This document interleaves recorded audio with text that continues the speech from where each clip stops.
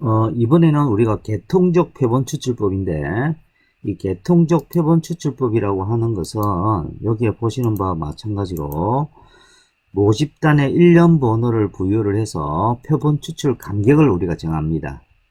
그리고 간격만큼 형태로 우리가 표본을 추출하는 방식. 여러분들 뭐 이렇게 말하면 좀 어려우실 텐데 이렇게 생각하시면 돼요. 여러분들 고등학교 때 선생님들이 질문을 할 때 누구를 보면 오늘 며칠이지? 오늘 만약에 5일이다 그러면 그러면 5번, 그 다음에 15번, 25번 이렇게 질문을 하는 경우 있죠. 이렇게 뽑아내는 것이 바로 계통적 표본 추출법입니다.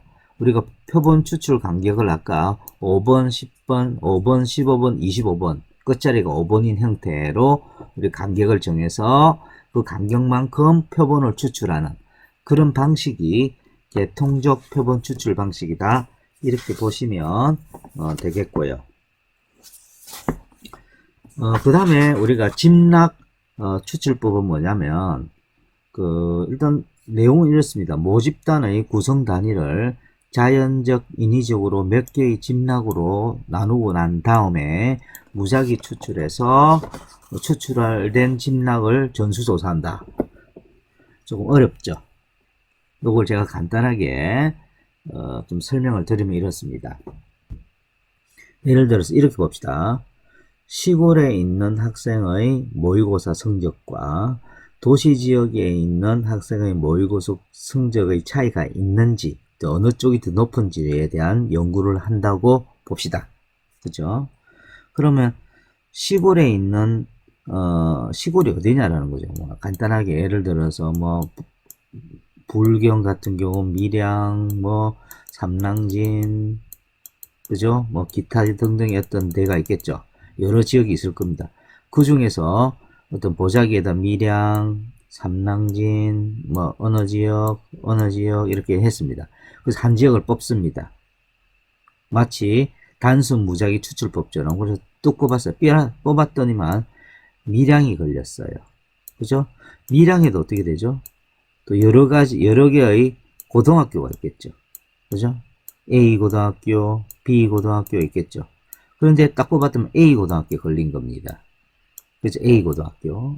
근데 A 고등학교에도 3학년들 같은 경우에 1반부터 예를 들어서 7반까지 있어요. 한 번만 제가 할 겁니다. 역시 여기서 뽑았더니만 3반이 걸린 겁니다. 그죠? 그러면, 시골 학교의 대표할 수 있는 곳은 어디냐면, 밀양에 있는 고등학교 중에 A 고등학교 3반에 있는 그 학생들이 그 시골 학생을 대표하는 어떤 반이 될 거고요. 그죠? 그 다음에 도시에 있는, 그죠? 똑같이 뭐 부산, 뭐 어디 무슨 고등학교 그 중에 몇 반 되겠죠? 1반이 됐다. 만약에 부산 진여고다. 그럼 진여고 1반이 됩니다. 뽑았습니다. 그래서 이 두 개를 비교하는 이런 형태로 추출해 나가는 것이 바로 집락표본 추출법이라고 하는 겁니다. 아시겠죠? 좀 기억을 해 주시면 좋겠습니다.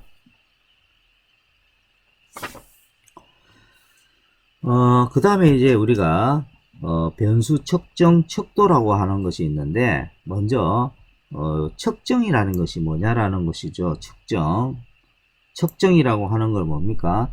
사물을 구분하기 위해 그 사물에 대한 이름을 부여하고 그 사물의 속성을 구체화하기 위해 어떤 수를 부여하는 그런 절차를 측정이라고 합니다.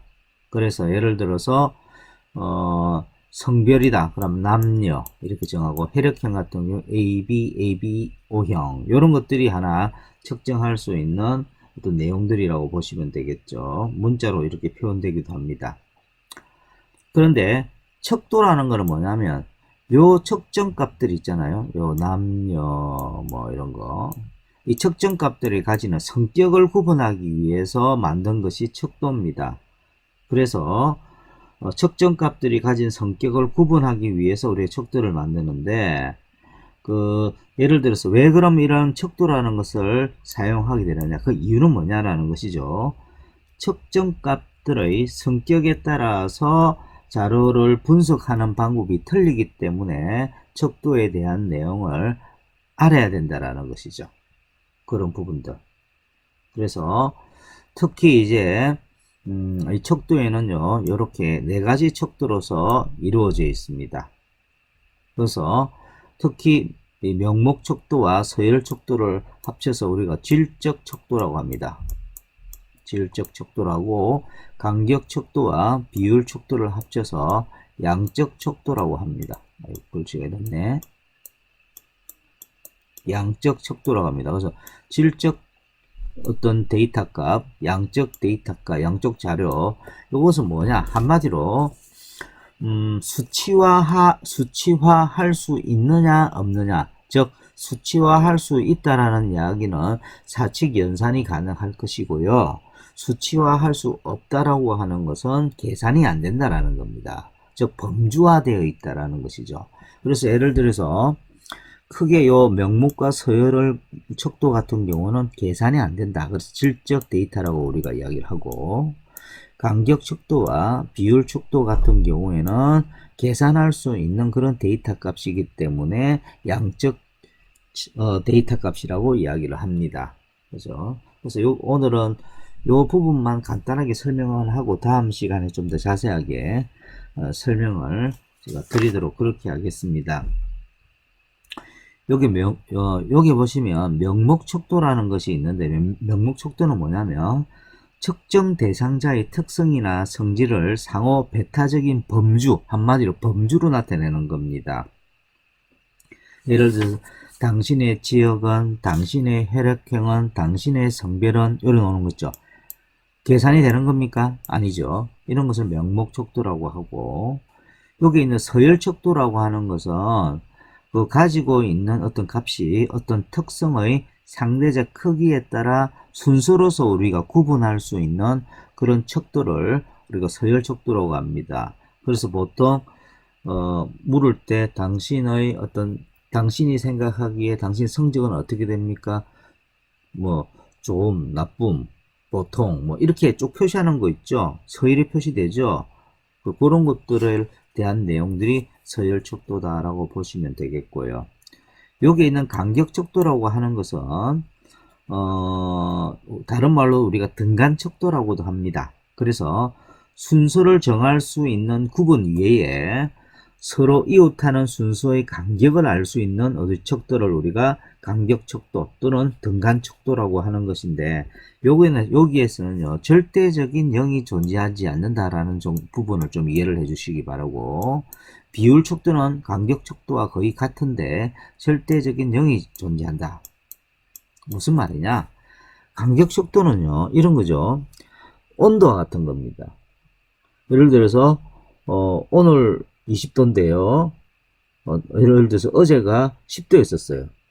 그러면 우리가 오늘 온도가 어제보다 2배나 높아요. 이렇게 이야기를 하지 않죠. 또는 순위 같은 거 있죠. 등위. 예를 들어서 1등 있고 A는 1등 있고 B는 3등을 했어요. 그럼 A라는 학생이 B는 3등 했기 때문에 B 학생보다 3배나 공부 잘한다. 이렇게 이야기하지 않죠. 그죠? 그래서 절대적인 0이 존재하지 않기 때문에 그렇습니다. 근데 비율 척도는 어떻게 되죠? 비율 척도는 절대적인 0이 존재하니까 우리가 무게라든지, 그죠? 키, 신장 같은 것들이 됩니다. 예를 들어서 A라는 무게가 20kg고 B라는 무게가 40kg면 뭡니까? B 무게는 A 무게보다 2배나 무거워요. 이렇게 이야기할 수 있죠. 그죠? 그래서 비율 척도에서는 몇 배가 가능하고, 사칙 연산 중에서도 곱하기 나누기가 다 가능합니다. 근데 간격 척도는 곱하기 나누기가 그죠? 되지 않죠. 오늘 이런 정도만 해서 정리하도록 하겠습니다. 다음 시간에 조금 더 자세하게 제가 설명을 드리도록 하겠습니다. 수고하셨습니다.